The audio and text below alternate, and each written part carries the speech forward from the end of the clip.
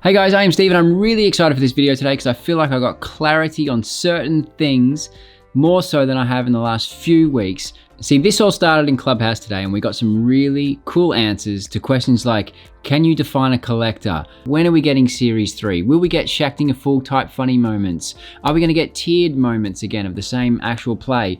And what does success look like for NBA Top Shot this season? All that and more in this video, let's get straight into it.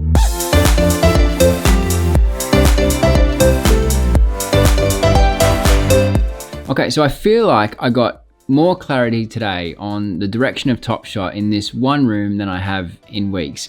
And I really have to say, I can't take credit for this information. I have to shout out to the Clubhouse room, the NBA Top Shot Cave. If you're on Clubhouse, join it. It's a really good group, always a really stimulating conversation. And Kenny and Danny organize it, and they do a really great job in doing so. So please, if you are on Clubhouse, jump on and join the conversation. They are always very welcoming to taking questions. Today, the Susso sisters were also on, and then it kind of got gate crashed by Alan Falcon. Product and economy design for NBA Top Shot.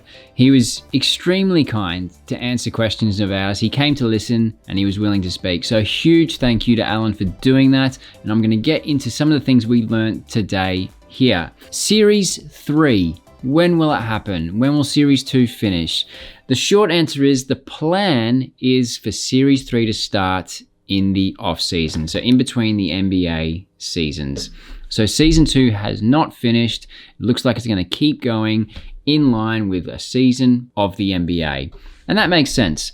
None of this is set in stone, by the way, but we're just talking about what was discussed, and I think it was really valuable. They're looking at what makes sense, trying to keep things simple and doing things slightly different in Series 2. That's obvious. Series 1 was a lot different to Series 2. What does success look like for NBA Top Shot during the course of the rest of this NBA season?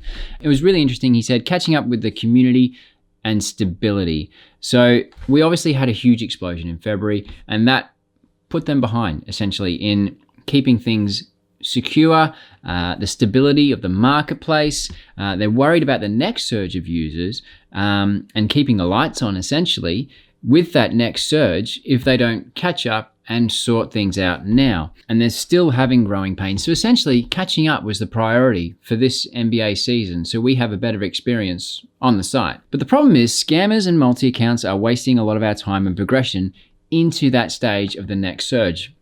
I thought that was really interesting because if you think about it, Roam said today, apparently in a Discord, that we pretty much got 1 million registered users and 400,000 of them have a moment. That kind of tells you the picture of what they're facing in terms of inactive accounts. So before we can go into the next stage, we need to cull this dead wood, which is also wasting our time into progressing into a more fruitful marketplace and a more fruitful experience and a better all-round Top Shot.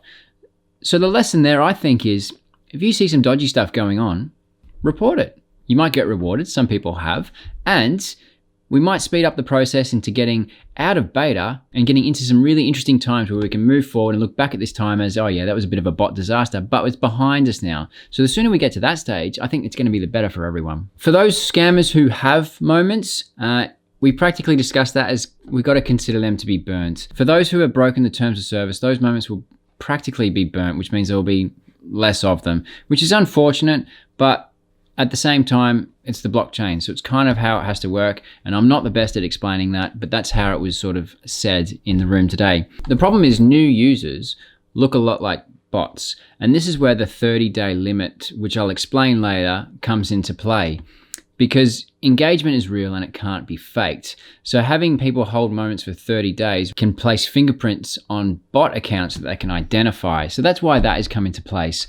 Accessing KYC is a big limiter to restrictions on certain things at the moment. So that's something that they're really prioritizing as well, getting KYC for everyone who's actually engaging with the platform.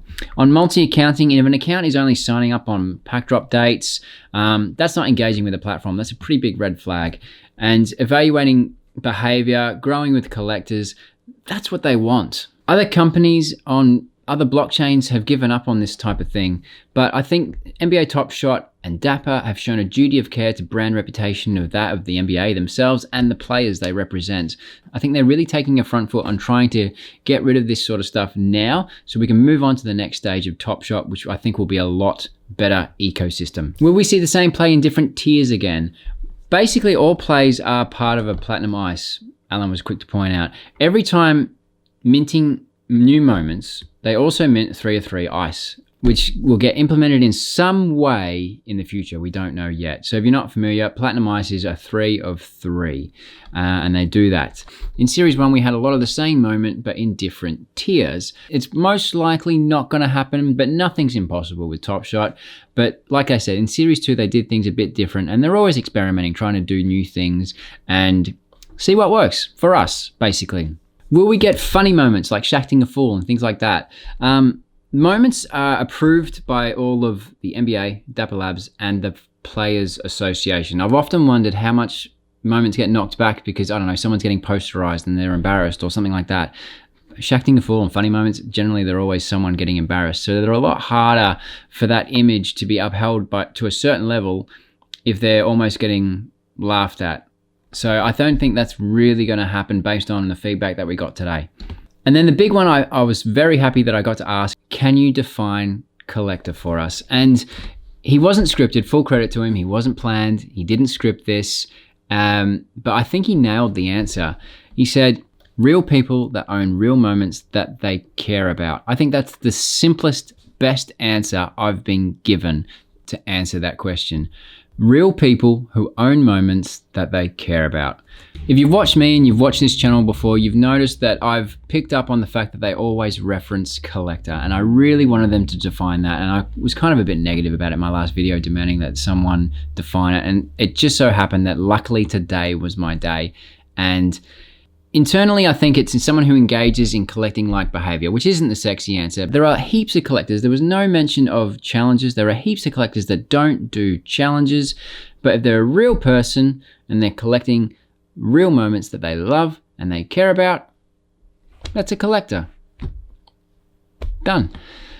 And I was really happy with that answer. And that wasn't asked to get any inkling about legendary packs. Legendary packs aren't for everyone. And it makes sense that you need to own a common to get an LE pack. You need to own an LE to get a rare pack, and you need to own a rare to get a legendary pack. I don't know anything that's confirmed. That would seem to make sense to me. That might come into play. So I didn't want to speculate about legendary packs, but I was really happy with the answer I got about that collector being defined. So thank you, Alan, for that. Put me out of my misery. We also had a new vlog today, which was an update on gifting. Gifting is back, but with some catches, some of which I've referenced. After a brief pause, we've beefed up our processes to ensure blah, blah, blah. So to be eligible to be able to gift moments, you have to have 20 moments in your accounts. And 30 days have to have passed since purchasing your first moment. So that makes you an eligible collector to be able to gift. There will be some exemptions for content creators, which is great because I referenced this in my last video. I'd love to do a giveaway for you guys. So it looks like I'll have to figure out how do I get one of those exemptions so I can do a giveaway for you guys when I hit a milestone. So to be an eligible collector, you need 20 moments and 30 days has to have passed since you purchased that moment. Okay, and that's the 30 days that Alan was talking about that really would be a detriment to bots and help them identify those types of accounts. Eligible moments owned by an account for 7+ days, okay? So you can't just buy a moment and have it shipped to an account like Vegas Dave was doing. That moment has to be owned for 7+ days before it can be gifted, okay? So that makes sense as well.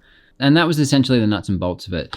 So a massive stride there that gifting is back. That's good for a lot of us because people want to be able to gift to their family members and their friends, their viewers, random acts of kindness like I referenced in the last video. So I am glad it's back. It is probably going to get abused, but hopefully we're going to start pulling out those weeds and we can really progress. By the time we get to season 3, we'll have a happy Top Shot community. So in response to this, there was something that was really interesting happening on Marketplace. There was a lot of $1, $2, $3 moments popping up, but then they were getting snapped up really quickly. So I was given 2 theories. One, that they were bait for bot accounts, and then the bots would purchase them and then they would fish them out. The second explanation was these were the multi-accounters shipping their moments from one account to another via very cheap transactions. It seems risky because anyone seemingly could snap that up, but they weren't on the marketplace for long. And I stumbled on a couple of screenshots. Here is a Luka Doncic worth $178, a seeing stars moment, and it went from one place to another for $3. So like I said, these accounts are still trying to find their way around the system. So if you see any of this activity, I think we should all report it. I think we should make this marketplace as clean as possible so we can all move on and have a really happy Series 3. What do you think about the definition of a collector? Does it suit you? Are you happy with it? Let me know in the comments and I will see you in the next video.